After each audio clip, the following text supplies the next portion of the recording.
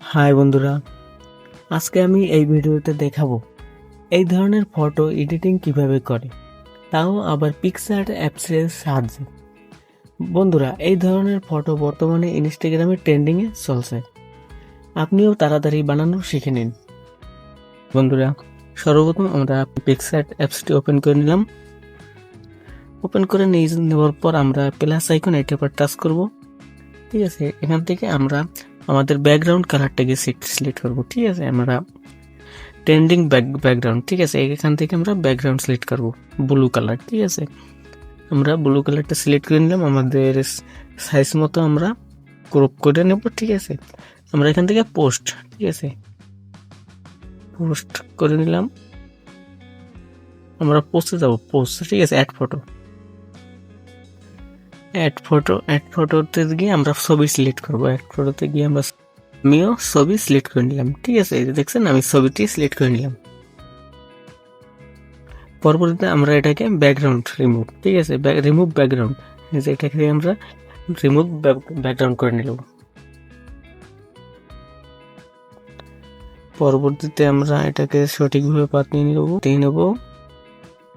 হ্যাঁ, আমি পাতিয়ে নেব। এখন আমরা স্টিকারে যাবো। স্টিকারে দিয়া আমরা এখানে লিখবো মুন, MOON। এই তো দেখতে পাচ্ছেন, আমরা এইটা সিলেক্ট করে নিলাম। সিলেক্ট করে নেওয়ার পর আমরা এটাকে সঠিকভাবে আপনাদের পোস্টের উপরে আপনারা সেট করে নেবেন। আমি সেট করে নিচ্ছি। আপনারা পছন্দ, আপনাদের ঠিক মতো যতটুকু প্রয়োজন ততটুকুই আপনারা পাতিয়ে নেবেন হাতের উপর। ঠিক আছে, যাতে এটা রিয়েলিস্টিক মনে হয়। ঠিক আছে, আমিও সুন্দর করে এটাকে ব্যাকগ্রাউন্ডে পাতিয়ে নিলাম। এবার এই হাতটাও আমরা সুন্দর করে পাতিয়ে নিচ্ছি।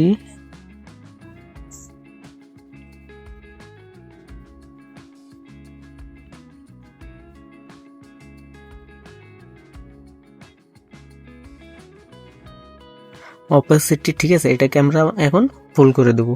ফুল করে দেওয়ার পর আমাদের এখন আবারও স্টিকারের মধ্যে যেতে হবে। আবারও স্টিকারের মধ্যে গিয়া আমাদের এখানে লিখতে হবে লাইট, LIGHT, লাইট।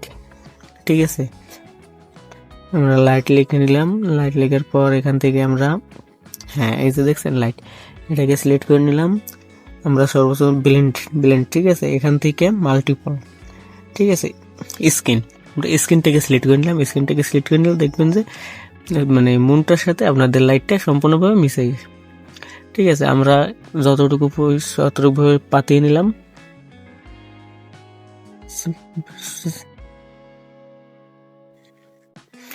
আমরা এটাকে টিক মার্ক দেবো। ঠিক আছে, আমরা এখন যাবো ইফেক্টে গিয়া আমরা HDR অন, ঠিক আছে, এটাকে সিলেক্ট করে নেব। এটাকে সিলেক্ট করে নিয়ে যাওয়ার পর দেখবেন যে এটাকে সিলেক্ট করে নিলাম। এটাকে সিলেক্ট করে নেওয়ার পর আমরা এখানে টিক মার্ক করে ছবিটিকে সেভ করে নেব। ছবিটিকে সেভ করে নিলাম। আমাদের ছবিটি সম্পূর্ণভাবে কমপ্লিট। বন্ধুরা, আপনাদের যদি এই ভিডিওটি ভালো লাগে তাহলে অবশ্যই লাইক করেন, কমেন্ট করেন, সাবস্ক্রাইব করে পাশে থাকেন। ধন্যবাদ।